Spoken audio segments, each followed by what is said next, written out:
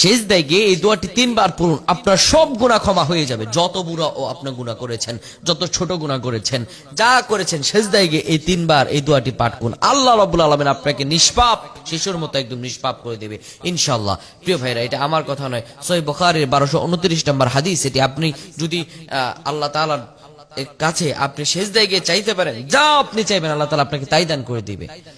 সিজদা হলো এমন একটি জায়গা, বান্দা যখন মাথাটা উপরে উঠায়া আল্লাহু আকবার বলে সিজদায় চলে যায়, এই সিজদার মতো নিচু জায়গা আর হতে পারে না।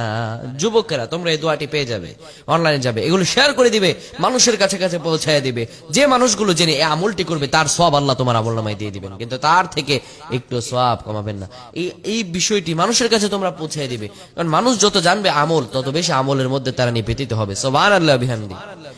আমার প্রাণের ভাইরা, মানুষ যখন সিজদা যাবে, রুকু থেকে দাঁড়িয়ে মানুষগুলো আল্লাহু আকবার বলে সিজদায় যায়, কপালটা জমিনের মধ্যে ঠেকা, দুনিয়ার সব চাইতে নিম্ন জায়গা জমিন, এই জমিনের মধ্যে কপালটা ঠেকা মানুষ পড়ে সুবহানা রাব্বিয়াল আ'লা, সুবহানা রাব্বিয়াল আ'লা।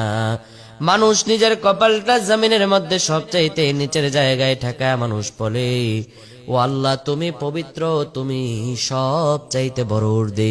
এই সিজদায় 3 বার 5 বার দোয়া পড়ার পরে আপনি পড়বেন, ইয়া রব্বি গফিরলি, ইয়া রব্বি গফিরলি, ইয়া রব্বি গফিরলি। ও আমার রব, আপনি আমাদের ক্ষমা করে দেন। ইয়া রব্বি গফিরলি, এটি পড়বেন আপনি বারবার বারবার পড়ার পরে আপনি সিজদায় থেকে পড়বেন সুবহানাল্লাহি ওয়া বিহামদিহি, সুবহানাল্লাহিল আযীম।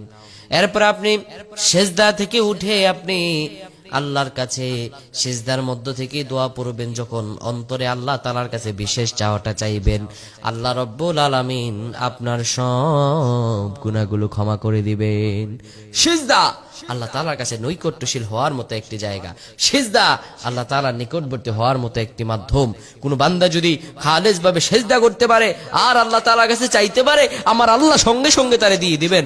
আল্লাহ বলেছেন, আল্লাহু ইউদাইফু লিমান ইয়াশাউ আল্লাহু ওয়াসিউন আলিম। আল্লাহ তাআলা বলেন, ও দুনিয়ার মানুষেরা, তুমি জানো নাকি তোমার রব যিনি সমগ্র সব সম্পদের অধিকারী, যিনি সব দুনিয়ার সব কিছুর মালিক আল্লাহ, যিনি সবচাইতে তোমার রব, যিনি সবার ঊর্ধ্বে, যিনি যার উপরে আর কোনো কিছু হতে পারে না, যিনি সব সাম্রাজ্যের অধিকারী, যিনি সবচাইতে অত্যাধিক মহান ক্ষমতাশীল আল্লাহ। আল্লাহ যদি কাউরে চান ধনভাণ্ডার দিয়ে দিতে পারেন। সুবহানাল্লাহ। আল্লাহ তাআলার কাছে আমরা চাই আল্লাহ আমাদের প্রত্যেককে কবুল করুক। পড়ছি আল্লাহুম্মা আমিন।